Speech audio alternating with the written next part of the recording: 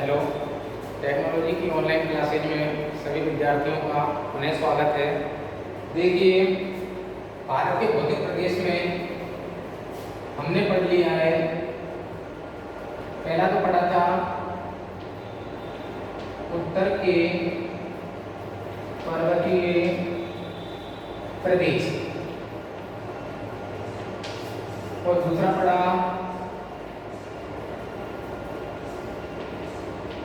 उत्तर भारत का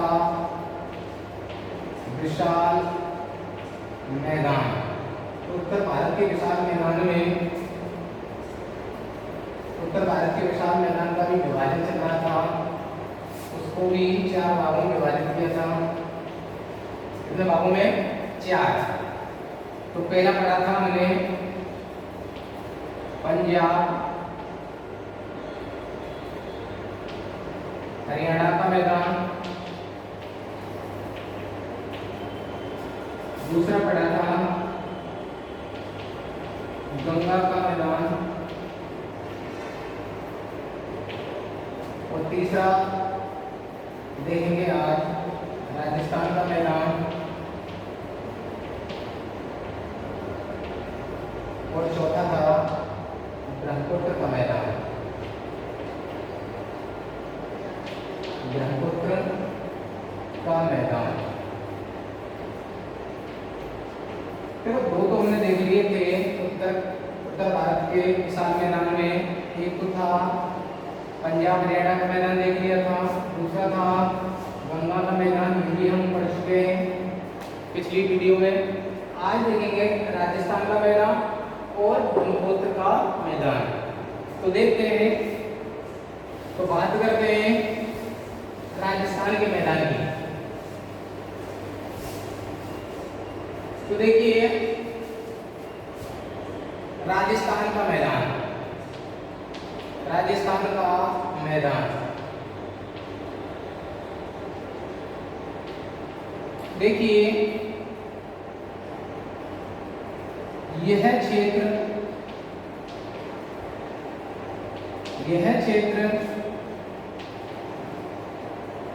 गोंडवाना लैंड का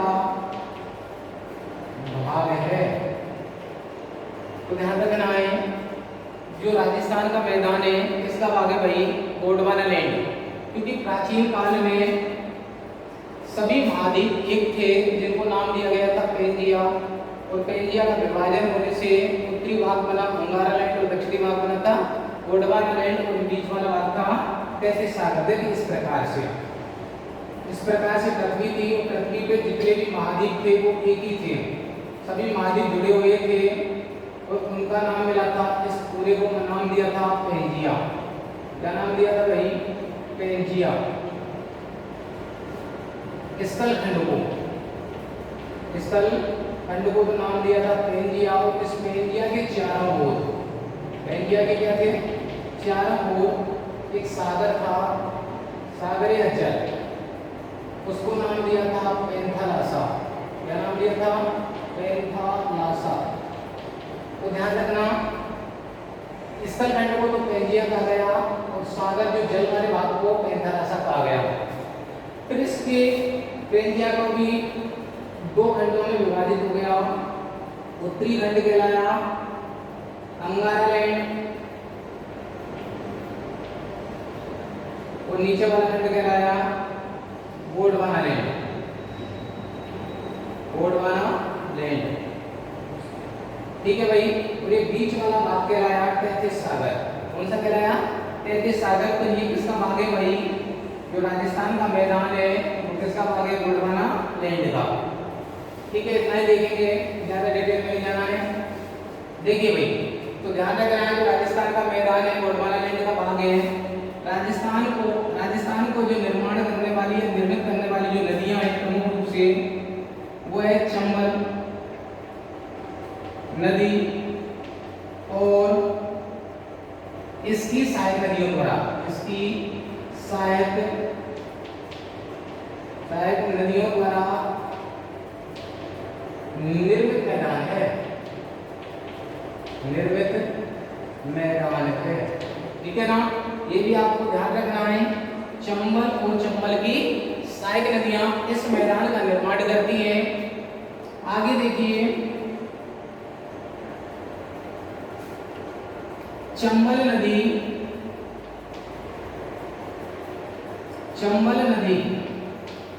बीहड़ क्षेत्र बनाने के लिए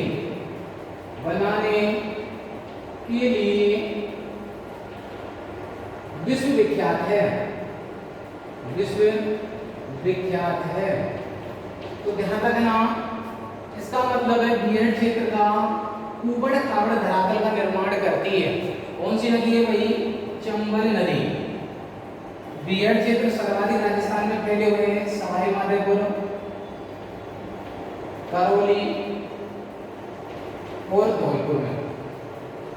तो ये भी आपको ध्यान रखना है।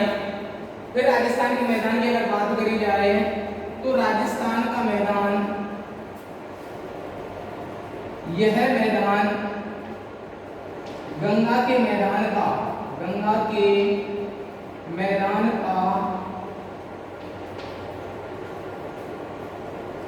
उत्तर पश्चिम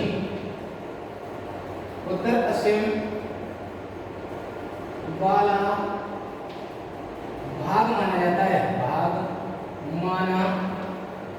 जाता है। ये भी आपको याद रखना है, क्योंकि गंगा जल मैदान का ही क्या है? एक भाग है, उत्तर पश्चिमी विस्तार है। क्या भाग कह सकते हैं? यहाँ विस्तार कह सकते हैं। आगे देखिए, राजस्थान के मैदान की बात करें,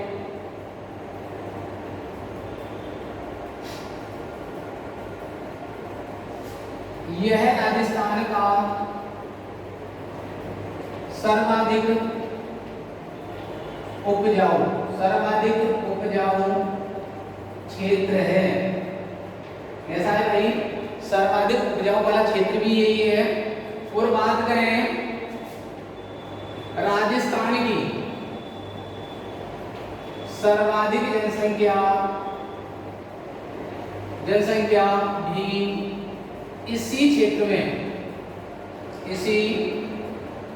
में निवास करती है।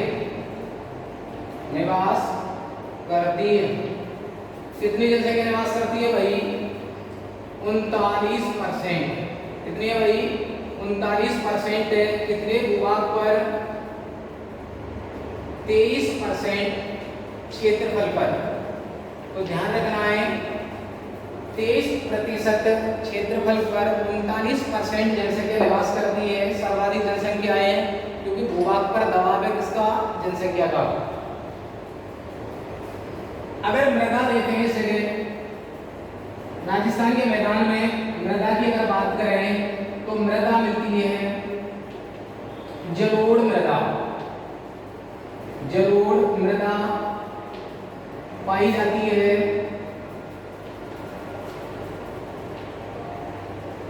जिसका निर्माण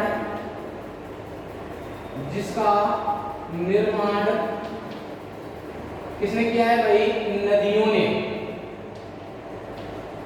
नदियों ने किया है। तो ये भी आपको ध्यान रखना है, जलोढ़ मृदा का निर्माण किसने किया है? नदियों द्वारा किया गया है। इसी वजह से सर्वाधिक क्या है? यहाँ का सर्वाधिक उपजाऊ क्षेत्र है। सर्वाधिक उपजाऊ क्षेत्र है। और बात करें जनसंख्या घनत्व की, राजस्थान के मैदान में जनसंख्या घनत्व सर्वाधिक पाया जाता है।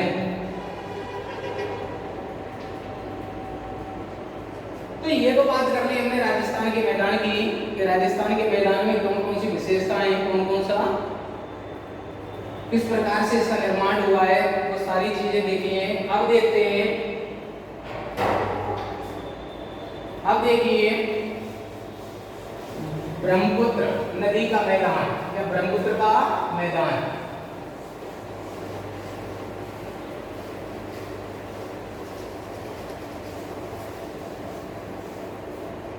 देखिए भाई, बात किसकी करनी है?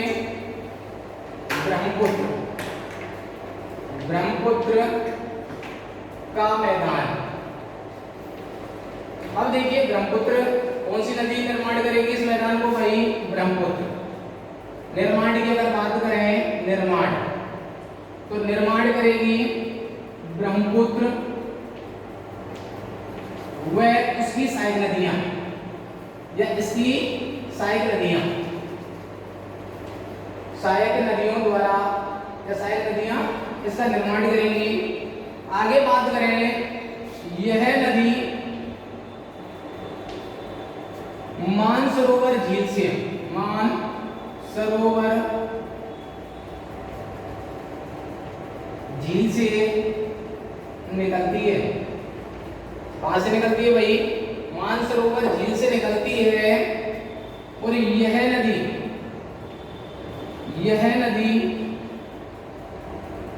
हिमालय के समानांतर, हिमालय जो पर्वत है, हिमालय पर्वत के समानांतर 1100 किलोमीटर बहती है, बहती है। ये भी आपको याद रखना है, कितना बहती है भाई? समानांतर 1100 किलोमीटर। आगे बात करें, यह नदी तिब्बत में, इसमें भाई तिब्बत में सांगपो नदी के नाम से जानी जाती है। तो ये भी आपको याद रखना है कि भाई तिब्बत में किस नाम से जानते हैं? सांगपो। अब देखिए भारत में प्रवेश करती है, भारत में प्रवेश, तो भारत में प्रवेश दिहांग नदी के नाम से, दिहांग नदी के नाम से, इसके नाम से प्रवेश करती है भाई? दिहांग नदी के नाम से प्रवेश करती है। और कहां प्रवेश करती है ये भी देख लीजिए, अरुणाचल प्रदेश में। कहां करती है भाई? अरुणाचल प्रदेश में। आगे ही क्या है? आगे बढ़ती है और कहां पे प्रवेश करती है भाई? असम के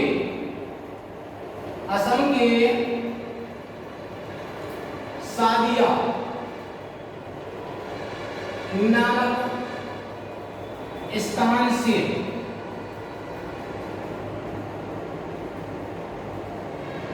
प्रवेश करती है।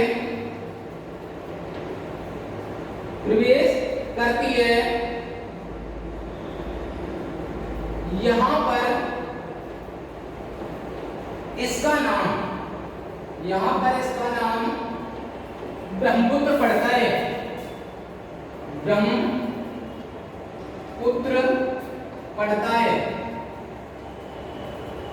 तो ये भी आपको याद रखना है कि भाई ब्रह्मपुत्र नदी का नाम ब्रह्मपुत्र कहां पड़ता है, वो भी आपको याद रखना है। कहां पे पड़ता है भाई? असम में। और असम के इस स्थान से प्रवेश करती है सादिया नामक स्थान से प्रवेश करती है। और सादिया से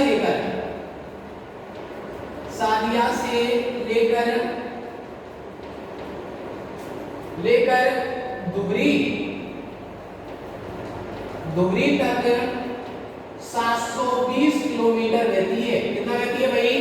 720 किलोमीटर बहती है। यह नदी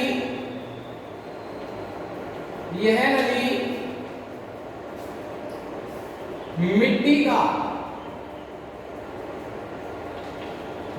का अत्यधिक जमाव करती है। क्या करती है भाई? अत्यधिक जमाव करती है। इसी के कारण इस क्षेत्र में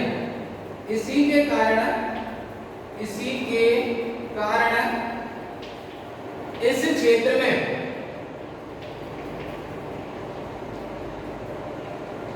नदियां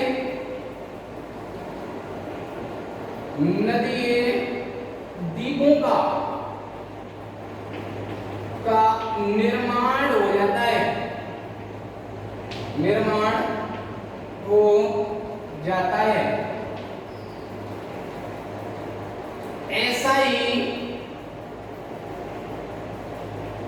ऐसा ही एक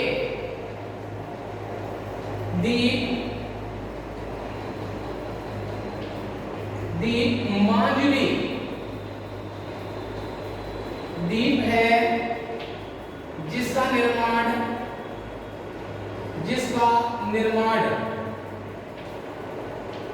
ब्रह्मपुत्र नदी ने किया है। ब्रह्मपुत्र नदी ने किया है। यह विश्व का क्या है? सबसे बड़ा नदीय द्वीप है। यह विश्व का क्या है भाई? सबसे बड़ा नदीय द्वीप है। तो ये भी याद रखना है, ये भी आपको याद रखना है कि विश्व का सबसे बड़ा नदीय द्वीप कौन सा है भाई? माजुली द्वीप है। कौन सा है भाई? माजुली द्वीप है, जिसका निर्माण किसने किया है? ब्रह्मपुत्र नदी ने मिट्टी के जमाव के द्वारा। आगे देखिए, यह नदी धुबरी के निकट, किसके निकट भाई? धुबरी के निकट बांग्लादेश में, कौन से देश में भाई? बांग्लादेश में प्रवेश करती है।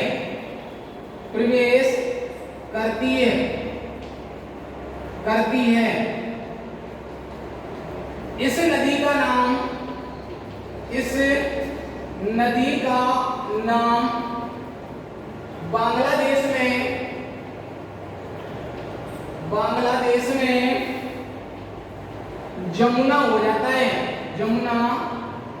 हो जाता है। ये भी ध्यान रखना है, यह नदी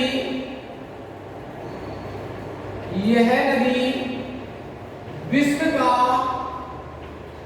सबसे बड़ा डेल्टा का निर्माण करती है। और कौन सा निर्माण है भाई? कौन सा डेल्टा का निर्माण करती है? गंगा ब्रह्मपुत्र डेल्टा। क्योंकि बांग्लादेश में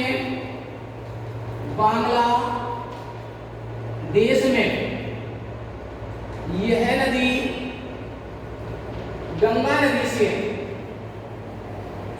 नदी से मिल जाती है, और मिलने के बाद में क्या करती है? विश्व का सबसे बड़ा डेल्टा का निर्माण करती है। आगे देखिए,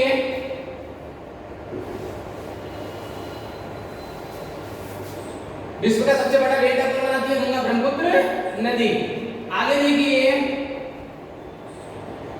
इसी डेल्टा के किनारे, इस डेल्टा के किनारे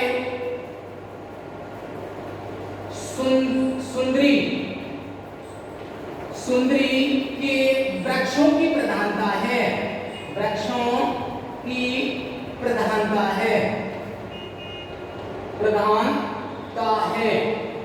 ये भी ध्यान रखना है कि डेल्टा शब्द का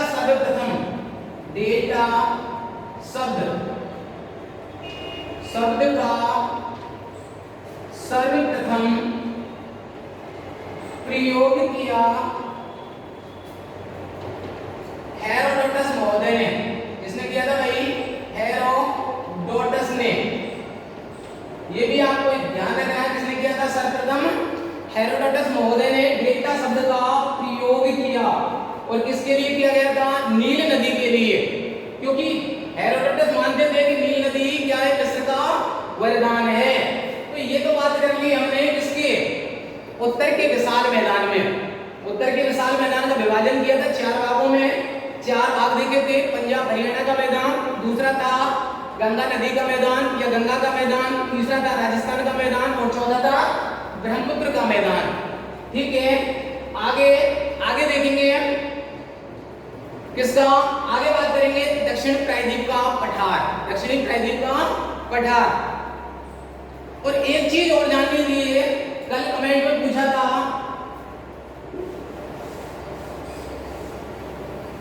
कि झेलम नदी, कौन सी नदी भाई?